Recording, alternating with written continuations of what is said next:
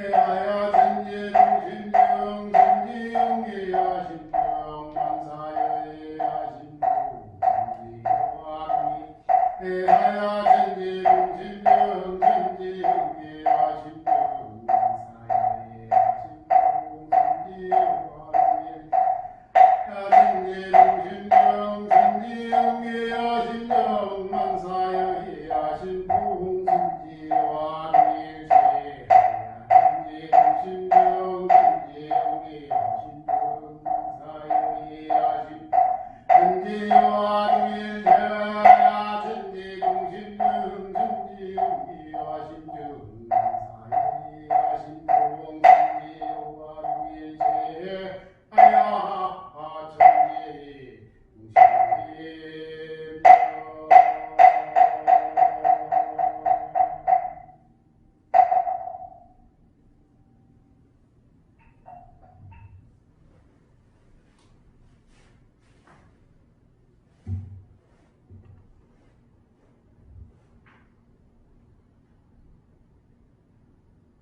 합장합니다.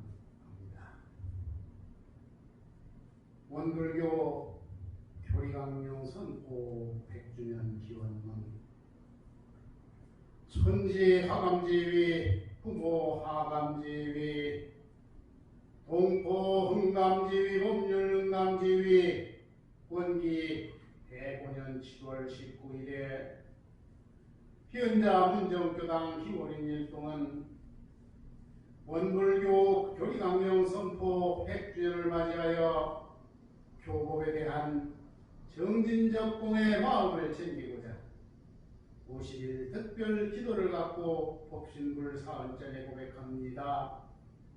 법신불 사언이시여 부천 개벽시대의 주세성자이신 수호태산 대종사께서는 구원검내의 크신 서원으로 스스로 대각하시고 일체 생명을 위한 인생의 의도 사은사요와 공부의 의도 사막팔조의 교강선포를 통하여 우리 모든 생명들이 믿고 받들어 행하며 나아갈 수 있는 낙원세계 건설의 길을 열어주심에 깊은 감사를 올립니다. 오늘도 저희들은 법신불 일원상을 신앙의 대상과 수행의 불문으로 모시고 받들어 교법의 실천을 다짐하오며 자신과 가족과 사회와 인류를 위한 참다운 문명 세계를 건설하고자 다음과 같이 서원합니다.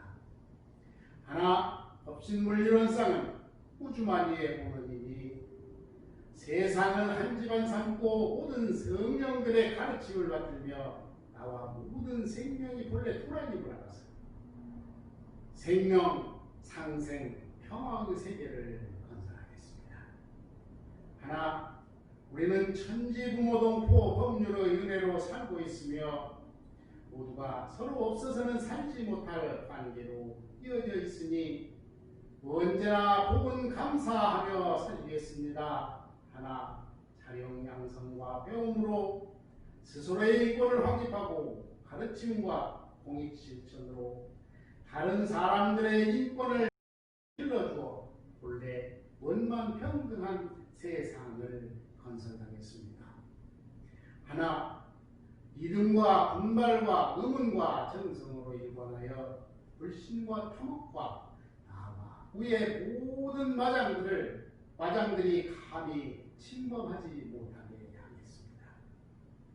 거룩하신 법신불 사은이시 오늘의 이 기도를 통하여 이런데도 교법을 더욱 받들어 모시고 생활 속에서 교법 실천으로 나날이 진급되는 삶 살아가게 하시옵소서.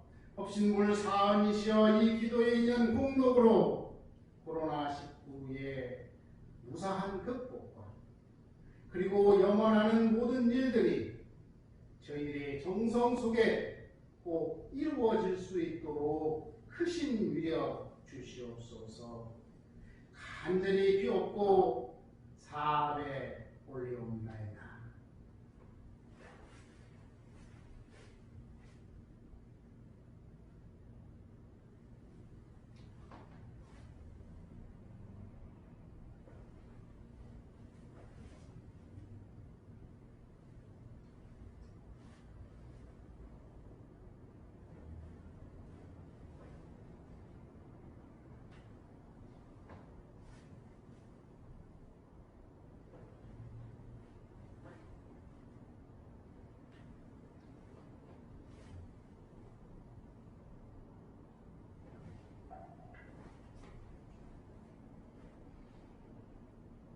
각자 소에 따라 잠시 묵상 신고가 됩니다.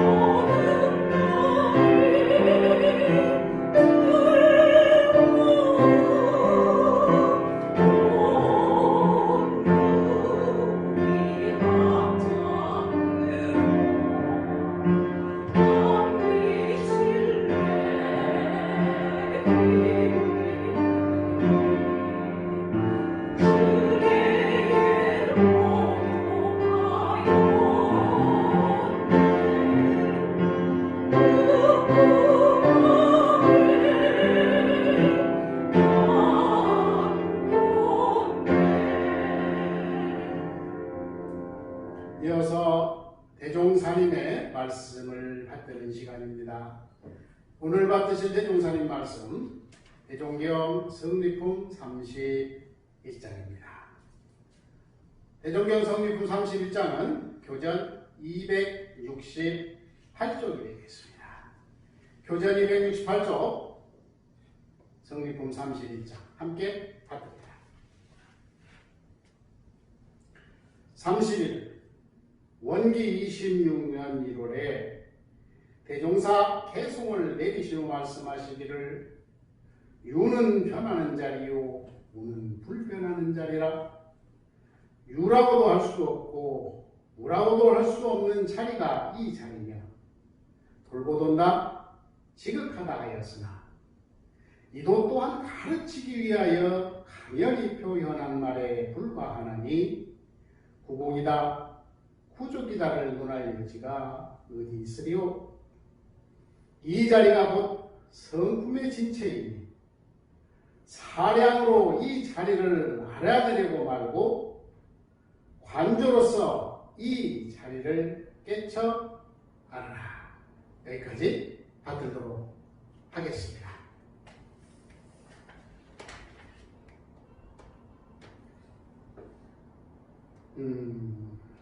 아이들이 이렇게 하지를 전후해서 현장 학습을 가요. 올해는 코로나 덕분에 참 안타까운 일이긴 하지만 아마 현장 학습처럼 아이들이 좋아하는 프로그램도 별로 많지는 않은 것 같아요. 그런데 제가 이 그림을 올리는 거는 얼마 전에 저희 교무들이 단회를 했습니다. 네, 교무를 단회를 하는데 이야기가 나왔어요. 감자를 한 그릇을 사서 아이들이 현장에서 감자를 캐는 작업을 하고 주인이 자 원하는 사람은 가져가도 좋습니다 라고 말을 했더니 어떤 아이는 오른손에 하나 왼손에 하나 딱 두 개만 들고 나오더래요. 그런데 어떤 아이는 이리 둘러보고 저리 둘러보고 갖다 놓고 또 다시 하나 가지고 와서 이리 둘러보고 저리 둘러보고 그러기를 서너 차례 하더니 하나를 딱 들고 미소를 지면서 나오더랍니다. 그런데 하나에는 여러분 생각해 보세요. 티셔츠 앞에다가 감자를 요만큼 쌌는데 올리면 떨어지고 올리면 떨어지고 올리면 떨어지고 그러니까 다시 떨어지고 주워 올리고 하다가 나중에는 결국은 엉엉 물어버리더랍니다. 이 세 아이의 스타일을 보고 과연 어떤 아이가 가장 성격이 좋은 아이고 좋은 아이인가? 라는 질문을 하고 여기에 대한 토론을 했던 기억이 있습니다. 여러분은 생각할 때 이 세 아이 중에 어떤 아이가 제일 좋은 아이인 것 같아요? 둘은? 이쁜 거? 많은 거?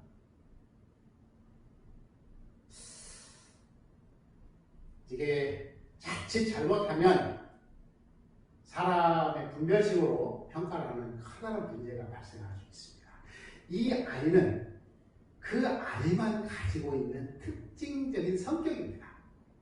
그러니까 다른 사람에서는 찾아볼 수 없는 그 아이만이 가지고 있는 독특한 특성을 우리는 성격이라는 표현을 통해서 전달을 하고 있는 겁니다. 그렇기 때문에 이 세 아이가 어떤 아이는 옳고 어떤 아이는 틀리고가 아니라 서로 가지고 있는 성격 자체가 다르다고 하는 것을 인정해야 된다는 사실입니다. 이거를 명확하게 우리가 구분하지 못하면 자칫 잘못하면 수도한다고 해서 줄 펴고 앉아서 맹하게 앉았어도 도인이라고 할 수 있다는 것이죠. 진정한 도인은 무엇일까? 그것은 바라면 희로애락에 있으되 그 희로애락에 끌리지 않고 살아가는 사람이라고 말씀을 해주셨습니다. 그래서 대종사님은 뭐라고 말씀을 해주셨냐면 경계를 응용하는 사람은 될지언정 천만 경계에 끌려야 하는 사람은 되지 마라. 여러분 화 잘 내십니까? 저는 우리 교도님들에게 화를 잘 내라고 권합니다. 왜냐? 이 화라고 하는 것은 만병의 근원이에요. 그래서 전문가들의 이야기를 들어보면 화를 잘 참는 사람들이 화를 잘 안 내는 사람들이 속병아리를 많이 한답니다. 그러니까 우리가 아프다고 하는 것은 뭐냐면 속에 화덩어리가 뭉쳐있다는 이야기예요. 풀고 사세요. 풀고 사세요. 화 풀고 사셔야 됩니다. 그래서 잘 웃고 잘 화도 내고 잘 떠들고 이래도 좋고 저래도 잘 어울리는 사람을 보면 대체적으로 병이 없어요. 그런데 야 하고 앉아있는 사람은 속병을 앓더라. 왜 그럴까? 대종사님이 뭐라 하냐면 경계를 응용하는 사람이 되라 이런 말씀을 하셨거든요. 경계를 응용하는. 그러니까 화를 냈으되 내가 화를 낸 줄 알고 화를 내라는 거야. 근데 대부분은 99.9%가 화가 나면 화 덩어리하고 내가 한 덩어리가 돼서 막 흘러가 버리거든요. 어디까지 갈지를 몰라. 이 분노가 폭발하면. 그런데 우리가 공부한다라는 건 뭐냐면 화를 내는지를 알고 화를 내야 된다는 말씀입니다. 무슨 말씀인지 이해하시겠죠? 그래서 여러분이 화를 안 내서 꾹꾹 눌러서 참여서 원불과 사람 잡는다 이런 말 하지 마세요. 원불에서는 어디도 그런 이야기가 없습니다. 다만 알아차리라. 뭐라고요? 알아차리라고. 과연 어떻게 하는 게 맞을까? 한번 생각을 하는 시간 갖도록 하겠습니다. 사전적 의미의 수행이라는 것은 무슨 말이냐면 행실, 학문, 기획 따위를 담는 것을 말합니다. 두 번째는 불교의 입장에서는 부처의 가르침을 실천하여 불도를 닦는데 힘쓰는 것을 수행이다. 세 번째는 종교 일반적 의미로서 생리적 욕구를 금하고 정신과 육체를 훈련함으로써 정신의 정화나 신적 존재와의 합의를 얻으려고 하는 종교적 행위다. 이걸 좀 더 쉬운 말로 표현하면 우리의 삶이라고 저는 생각을 해요. 우리의 삶. 행주자와 어묵 동정 간에 일어나는 그 모든 일들 그대로가 다 수행이라는 이야기예요. 이게 바로 우리 삶 아닙니까? 수행이라고 하는 것은 삶이 따로 있고 수행이 따로 있는 게 아니라 삶 자체가 수행이다 하시는 말씀을 아마 이 본문을 통해서 가르쳐 주시는 게 아닌가 싶습니다. 원불교 이론상의 수행은 원만 부족하고 지공무사한 진리를 깨달아 원만한 인격을 이루기 위해 몸과 마음을 훈련시키는 것입니다. 바로 뭐라고 그랬습니까? 수행이라고 하는 것은 원만한 인격을 이루는 거죠. 원만한 목표가 정확해지지 않습니까? 근데 수행을 하는 이유는 원만한 인격을 이루기 위함이다. 그런데 그때 하얗게 보이죠. 같이 한번 읽어보십니다. 시작! 즉 이런 쌍과 같이 원만 부족하고 지공무사한 마음을 알고 기르고 사용하자. 다시 한번 마음을 알고 기르고 사용하는 것이다. 자, 한번 보겠습니다. 이 이론상 어디서부터 시작했습니까? 위에서부터 시작했나요? 아래서부터 시작했어요? 동쪽에서 시작했습니까? 서쪽에서? 이론상은 무시무정해요. 시작도 없고 끝도 없습니다. 이거는 다른 말로 표현하면 어디로 접근해도 이론상의 진리에 접근이 가능하다라는 그런 표현을 저는 하고 싶은 겁니다. 여러분 조금 전에 마음을 알고 기르고 사용하자 이렇게 분류를 해봤죠. 이걸 다시 한번 쫙 우리 교전에 있는 말씀으로 그대로 해봤더니 뭐라고요? 견성, 양성, 솔성. 다시 한번 알고 기르고 사용하자라는 것은 견성이고 양성이고 솔성이에요. 그런데 그대로 우리 이론상의 진리에서 밝혀주신 단어를 그대로 사용하면 뭐냐면 정신수양, 사리연구, 작업주사. 이렇게 정리를 하면 아마도 이해하시는 데 좀 도움이 되지 않을까 이제 그런 생각을 해봅니다. 그래서 결국 우리의 수행이라는 것은 마음을 알아서 기르고 사용하는 우리 교전의 말씀을 그대로 빌리면 온전한 생각으로 취사하는 것이 바로 우리는 이론상의 수행이다.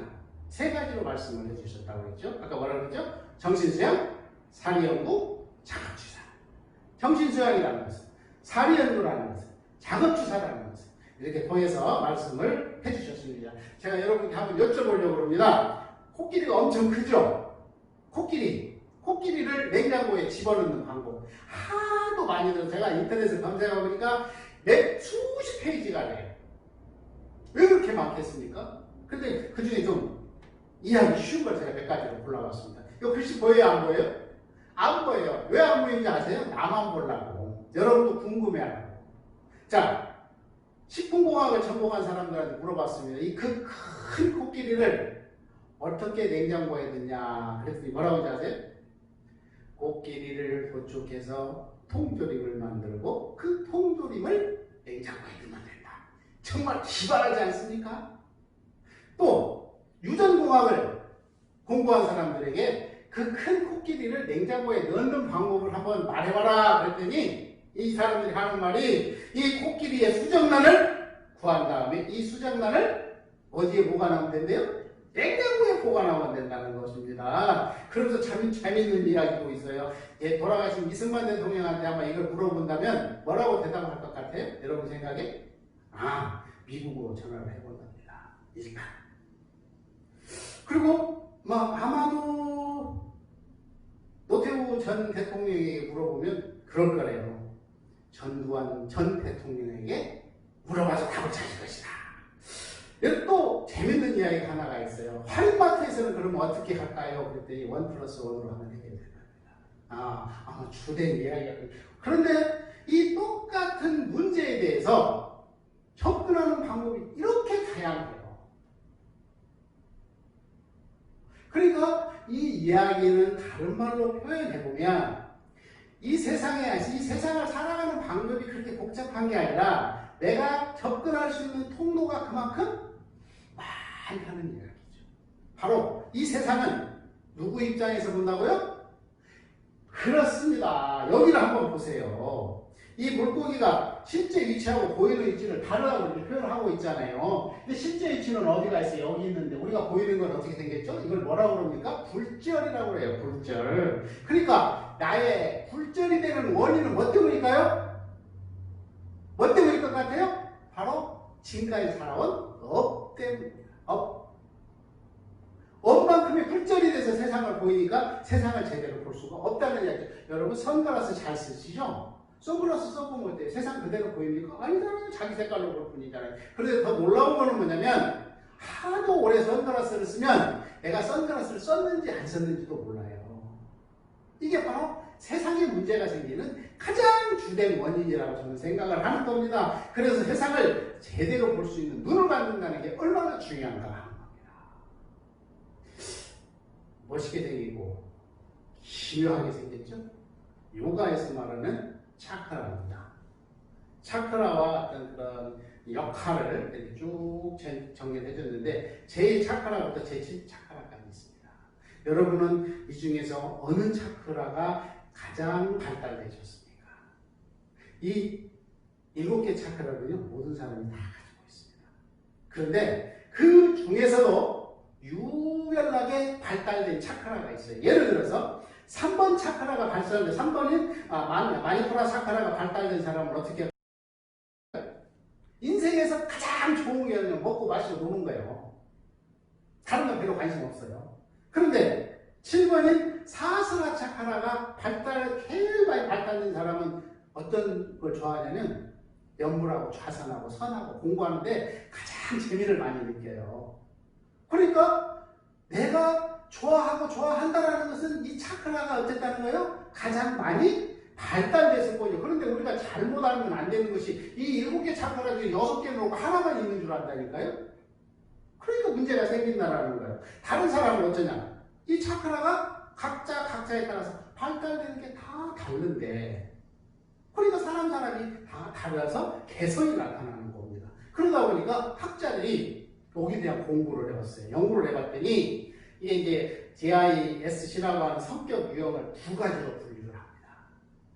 어떤 사람은 내향적인 사람이 있고 어떤 사람은 외향적인 사람이 있어요. 근데 이걸 다시 내향적인 사람을 둘러 나누니까 안정형과 신중형이 있고 어떤 사람은 외향적인 걸 둘러 나누니까 주도형과 사교형이 있어요. 예를 들어서 이겁니다. 주도형 한번 보겠습니다. 주도형은 내 위에 사람 둡니까? 안 둡니까? 안 둬요. 근데 기가 막힌 장점은 뭐가 있습니까? 추진력 하면 끝내줍니다. 그러니까 이분이 일을 맡으면 어떻게 돼요? 해요. 남들은 상상도 못하는 일을 해치워. 그러니까 어떻게 돼요? 준비된 주도형은 굉장히 긍정적 에너지를 많이 쓰죠. 그런데 준비 안 된 주도형은 어떻게 될까요? 하는 일마다 판을 쥐었습니다. 왜냐하면 일은 해야겠는데 준비는 안 돼 있고 주변에서 호응을 안 해주니까. 그런데 한번 보세요. 신중형이나 안정형 같은 사람은요 어쩔까요? 완벽하게 자기 자신이 이해되지 않은 일을 안 해요. 근데 이분들한테 일 뺏기면 잘 될까요? 좀 시간이 걸려. 그런데 장점이 있어. 무슨 장점이 있죠? 절대 실수를 안 해. 이분들은 확실해. 사교형 없다고 한번 생각해 보십시오. 판이 너무 밍밍해. 사람 사는데 재미가 하나도 없어. 그런데 이 사교형은 어떻습니까? 이쪽 분위기에서 가서 너무 잘 맞추고 이쪽도 하고 그러면서 이런 유난 역할을 아주 잘하는 그런 특징적인 사람들이 꼭 있다라는 사람이다. 그래서 이제 이렇게 학자들이 네 가지로 분류를 했는데 이건 제가 이제 참고로 이렇게 올려본 거니까 기회가 되시면 한번 보시고. 그랬더니 한의학에서도 마찬가지죠. 사람을 치료하는데 다 방법이 다르다라는 거예요. 그래서 분류를 해놓은 게 뭐냐면 네 가지예요. 이것을 뭐라고 하냐면 사상의학이다. 그래서 태양인과 태음인과 소양인과 소음인에게 각각 특징이 다르기 때문에 그 특징에 맞춰서 치료를 하는 게 효과가 훨씬 빠르다라고 이야기를 하고 있습니다. 여기 제가 그림 올려놓은 걸 보면 9명이 앉아서 지금 식사를 하고 있습니다. 식사라고 하는 딱 공통의 한 가지죠. 그런데 이 사람들은 지금 그림에서처럼 9명은 전부 생각이 다 달라요. 예를 들어서 어떤 사람은 오늘 먹는 게 내가 5만원 회비 내고 왔는데 5만원 되나? 그런 사람도 있고요. 어떤 사람은 어떻게 해요? 참 사람들 먹는 거 보면 개걸스럽게 먹네. 또 이렇게 평가를 하는 사람도 있고 또 여기를 빨리 벗어나고자 하는 사람도 분명히 존재한다는 겁니다. 그래서 학자들이 연구를 해보니까 사람은 크게 이렇게 세 가지로 분류를 합니다. 첫째는 장형, 또 하나는 뭐죠? 가슴형, 또 하나는 머리형. 아까 어린아이를 한번 생각해보세요. 어린아이 감자, 양쪽에 감자를 하나씩 가졌어요. 양쪽에 감자를 하나씩 가지고 자리를 떴어. 무슨 형일까요? 무슨 형 같아요? 머리형이에요, 머리형. 벌써 알았잖아요. 감자는 한 손에 하나씩 이상을 못 들어. 그러니까 아주 합리적 생각을 잘하는 사람이에요. 그런데 아까 이쁜 것만 골랐던 사람은 어떤 사람인가요? 가슴형이에요. 그래서 집에서 음식물 쓰레기 버리러 갈 때도 어떻게 해야 돼요? 옷을 제대로 갖춰 입어야 돼요. 왜? 다른 사람이 나를 어떻게 볼지 모르니까. 그러면 이제 남은 한 사람은 뭐죠? 장형. 장형은 뭐죠? 감자를 담을 때까지 다 담어. 그런데 넘치니까 어떻게 돼? 화를 잘 내죠.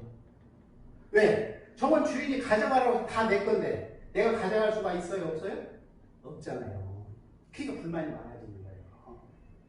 그것이 갖는 특징이라고 하는 사실만 우리가 기억을 해주면 됩니다. 그래서 예를 들어서 가슴형을 걸을 때도 이렇게 걸는데요. 아주 우아하게. 왜? 남이 나를 어떻게 볼지 모르니까. 그런데 머리형은 어떠냐? 머리형은 어떻게 걸을 것 같아요? 손 쫙 붙이고 고개 탁 숙이고 손도 안 움직이고 고개도 안 움직여요. 왜 그럴까요? 에너지가 소진될까 봐 그런데요. 그러면 장형은 어떨까요? 그렇지. 그냥 손발을 흔들면서 걷는다. 이게 특징이라고 말합니다. 이것이. 그래서 이 사람마다 그 사람이 갖고 있는 이 특징이 다 다르다는 거예요. 예를 들어서 이 가슴형의 사람에게 책을 선물하면 좋아할까요? 안 좋아할까요? 절대 싫어합니다.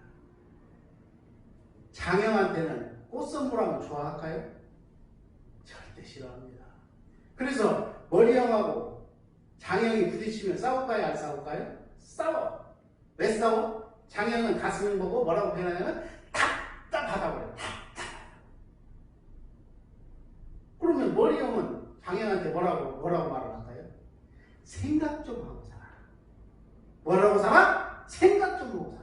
그러니까 장형하고 머리형이 만나기만 하면 싸우는 거예요. 근데 여러분 가정에서 잘 싸우시는 분들 여기 한번 놓고 비교를 해보세요. 그런데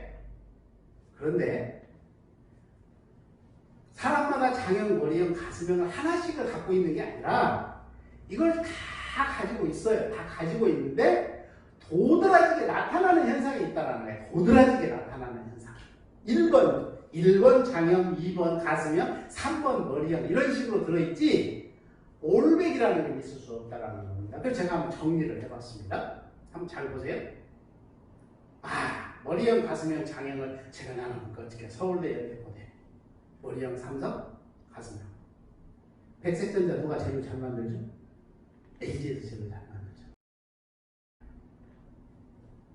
그런 가정주부들이 제일 좋아하는 걸 가장 잘 알아. 근데 장형 한번 보세요. 장형에서 백색전자 만드는 거 봤어요? 만들면 어떻게 되는가요? 잘 안 돼. 그러니까 뭐 만들어요? 현대에서는 큰 거, 거창한 거.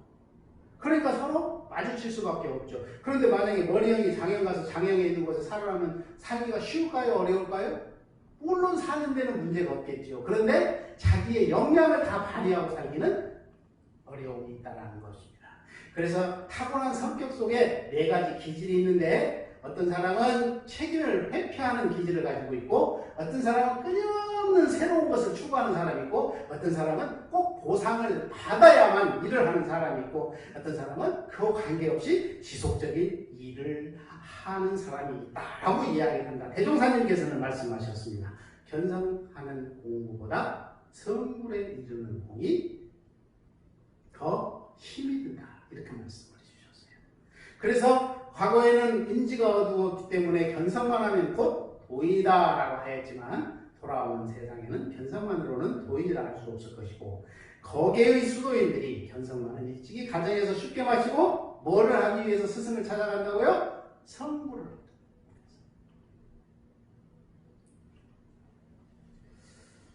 제가 이제 그림을 한번 그려봤는데 편의상 제가 그려봤어요. 고등학교, 대학교, 대학원. 불교의 발달 과정에서 쭉 보면 소승에서 대승으로 전개가 되죠. 소승의 핵심 사상은 뭐였냐면 아공이었습니다. 아공 시유 사상이었어요. 그래서 아가 공함을 깨달아서 뭘 하고자 수도를 했냐면 결국 해탈을 하고자 수도를 했습니다. 그래서 소승불교에서는 무상고무아가 핵심 단어예요. 이 세 개를 떠나서는 있을 수가 없으니까 왜 그러냐? 세상이 변화하는 이치를 명확하게 알면 해탈을 할 수 있다고. 그래서 그분들이 갖는 꿈은 뭐였습니까? 해탈을 하는 거였어요. 그러니까 전부 어떻게 했죠? 그 당시에 보면 공부하는 모습들이 전부 승가를 이룹니다. 집단 생활을 합니다. 뭘 얻기 위해서? 깨달음을 얻기 위해서. 그런데 세상하고 분리가 되다 보니까 그 다음에 등장한 게 뭐냐면 대승불교죠. 그래서 저는 대학교라는 표현을 썼어요. 대승불교에서 핵심으로 다 드러나는 등장이 뭐냐면 공이라는 단어입니다. 공. 이 공이라는 것은 뭐냐면 아까 소승에서는 아공이었는데 아니야. 아공뿐만이 아니라 법도 또한 공하다. 이게 좀 쉽게 표현하면 여기에 식물이 있는데 이 나라고 하는 것은 이 변화서 실제로 존재하지 않는 건 다 인정을 했어요. 소승에서. 그런데 이 밖에 있는 물건, 여기 TV, 이거 있잖아요, 사실. 이걸 인정을 했다니까요. 어떻게 인정했냐면 조각품에 모여서 만들어졌다는 걸 인정을 했어요. 그런데 나중에 보니까 어때요? 이것마저도 수백 가지 부속품의 결합체라는 걸 알았죠. 그러니까 이 실상 자체도 공한 것이다. 그래서 반야신경이 뭐라 그러죠? 색즉 시공, 공즉 희생. 그러니까 세상은 연기로 뭉쳤다, 연기로 흩어지고, 연기로 뭉쳤다, 연기로 흩어지는 것이지 실상은 없는 것이다. 이걸 깨닫는 게 뭡니까? 그래서 공부해야 돼. 그런데 여기서 한 말 더 나왔어요. 대종사님은 뭐라고 그러냐면 구공이다 그랬습니다. 뭐라고요? 구공. 이 세상은 충만한 세상이라는 거예요. 충만한 세상. 이 세상이라고 하는 것은 대산종사님 말씀처럼 만덕이고 만지고 만지라는 겁니다. 그래서 이걸 다른 말로 표현하면 충만. 충만은 구족이죠. 구족은 결국 가면 뭐냐면 구공이다. 그래서 구공 즉 구족이다. 그래서 어떤 학자는 원불교를 보고 대승불교의 가장 발달된 모습이다. 그래서 사실상 한국의 불교 중에서 가장 대승불교가 어디냐? 원불교다 이렇게 표현하는 것 같아요. 그런데 여러분 그걸 잘 아셔야 돼요. 대승불교라고 해서 이 고등학교나 대학 과정을 무시하냐? 그 절대 아니에요. 대학원이라고 하는 것은 고등학교와 대학을 다 안 왔습니다. 무슨 말씀인지 아시겠죠? 그런데 고등학생은 대학이나 대학원 과정까지는 이해하고 알기는 좀 어려워요. 그래서 원불교가 불교냐 아니냐 논하는 것 자체가 정말 제 생각에 무서운 이야기예요. 불교인 건 확실하잖아요. 그런데 어떤 게 불교야? 옛날에 소승불교. 이 불교라는 단어를 재단법인 불교라는 단어를 쓰느냐 안 쓰느냐가 그렇게 중요한 게 아니라 우리는 이미 그 과정을 넘어선 불교라는 거죠. 이게 바로 대종사님이 우리에게 전해주시는 큰 소식이라는 것입니다. 그래서 옛날에는 이 선과 악을 구분하는 게 굉장히 중요했어요. 그런데 대종사님께서는 선악이 중요한 게 아니라 취사선택. 뭐라고요? 취사선택. 충만한 이 세상에서 내가 어떤 걸 취사선택할 것이냐 하는 것입니다. 그래서 필요한 사람이 이거를 가져가면 진급이 되고 오늘 예를 들어서 이겁니다. 자동차. 좋은 거예요? 나쁜 거예요? 선이에요? 악이에요? 우습지 않습니까? 그런데 이 자동차를 가져다가 활동력을 굉장히 높여서 생산성을 높인다면 이거는 무슨 길로 나가죠? 진급의 길로 나가요. 그런데 똑같은 자동차를 범죄인이 가져갔다고 생각을 해보십시오. 여기에서 대종사님은 충만한 이 세상에서 과연 우리는 어떤 것을 선택할 것이냐, 어떤 것을 내가 어떻게 선택하느냐에 대해서 진급이 되느냐, 강급이 되느냐. 제가 그런 말씀을 한번 여쭤보고 싶어요. 이제 성주에 가면은 사드 들어있죠. 원불교에서는 평화를 이야기합니다. 사드가 맞습니까? 평화가 맞습니까? 사드가 맞아요? 평화가 맞아요. 맞고 틀리는 문제가 아니라 선택이라고 제가 말씀드렸죠. 사드는 현실적인 문제 해결점입니다. 그런데 긴 시간을 놓고 보면 평화와 이 무기라고 하는 것은 누가 이기냐면 결국은 평화가 이길 수밖에 없어요. 한시적. 거기서는 현실론적으로 취사선택을 어떻게 하느냐에 따라서 이렇게 달라진다는 거예요. 그래서 지금 원불교 일부 교무님이나 또는 비상대책위를 만들어서 성질을 지키겠다고 하는 것은 지금 당장 보면 무기가 힘을 갖는 것 같지만 결국은 우리가 주장하는 것은 뭐냐면 평화라는 겁니다. 미시적인 안목에서 봤을 때는 힘이 필요하지만 거시적인 안목에서 봤을 때는 반드시 평화가 앞서야 된다고 하는 사실을 말씀을 해주시고 계시는 겁니다. 대종사님 제자인 이 동진아에게 말씀을 해주셨습니다. 사람이 세상에 가서 할 일 가운데 크게 두 가지가 있는데 하나는 전법의 스승을 만나서 선보라는 일이고 그 둘은 대도를 성취하기 위해 중생을 건지는 것이다. 다른 말로 해서 뭐라고 그랬습니까? 성불재중.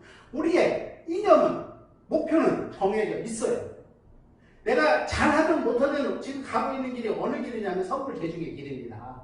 그런데 지금 이 순간에도 결국은 우리는 취사선택을 해야 된다는 거예요.